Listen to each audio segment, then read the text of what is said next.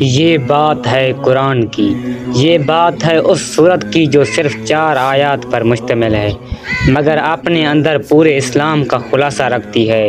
یہ ہے سورۃ الاخلاص، توحید کا اعلان، ایمان کی بنیاد اور اللہ کی وحدانیت کا روشن پیغام۔ یہ واقعہ اس وقت کا ہے جب نبی صلی اللہ علیہ وآلہ وسلم مکہ میں دین اسلام کی دعوت دے رہے تھے۔ کفار روزانہ آپ سے پوچھتے، اے محمد تم جس خدا کی بات کرتے ہو وہ کیسا ہے؟ کیا وہ سونا چاندی سے بنا ہے؟ کیا اس کے بچے ہیں؟ یہ سوال وہ مذاق اڑانے کے لیے کرتے تھے، حق جاننے کے لیے نہیں۔ اسی دوران کچھ یہودی اور عیسائی عالم بھی آئے۔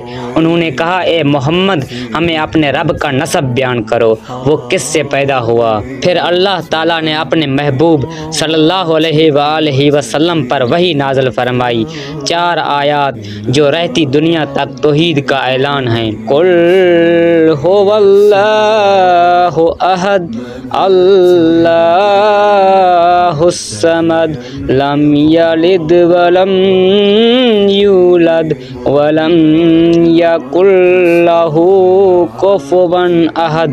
ترجمہ، کہہ دو وہ اللہ ایک ہے، اللہ بے نیاز ہے، نہ وہ کسی سے پیدا ہوا نہ کسی نے اسے جنا اور اس کا کوئی ہمسر نہیں۔ یہ آیات کفار، یہود اور نصارہ کے تمام غلط عقائد کا جواب تھیں۔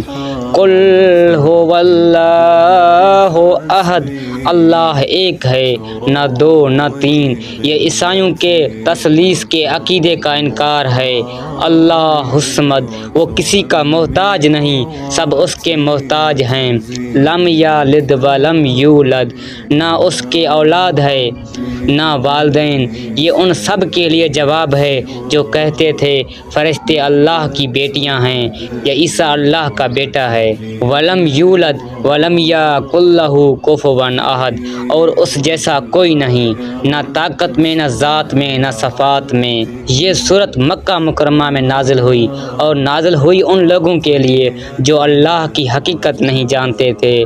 یہ سورت ان سب کے لیے اعلان ہے جو اللہ کی مثالیں دینے لگتے ہیں۔ اللہ نے فرمایا، میں وہ نہیں جسے تم سمجھتے ہو، میں وہ ہوں جو اکیلا ہے، بے نیاز ہے اور سب کا خالق ہے۔ سورۃ الاخلاص قرآن کے تیسرے حصے کے برابر ہے، اور فرمایا جو شخص اسے محبت سے پڑھے جنت میں جائے گا۔ یہ سورت اللہ کی پہچان ہے، یہ بندگی کا خلاصہ ہے اور ایمان کا نچوڑ ہے۔ سورۃ الاخلاص ہمیں یاد دلاتی ہے کہ اللہ ایک ہے، بے نیاز ہے، نہ اس کا کوئی باپ نہ اولاد، وہ ہمیشہ سے ہے، ہمیشہ رہے گا۔ آئیے دل سے عہد کریں کہ ہم صرف اسی اللہ کی عبادت کریں گے اور اسی پر بھروسہ رکھیں گے۔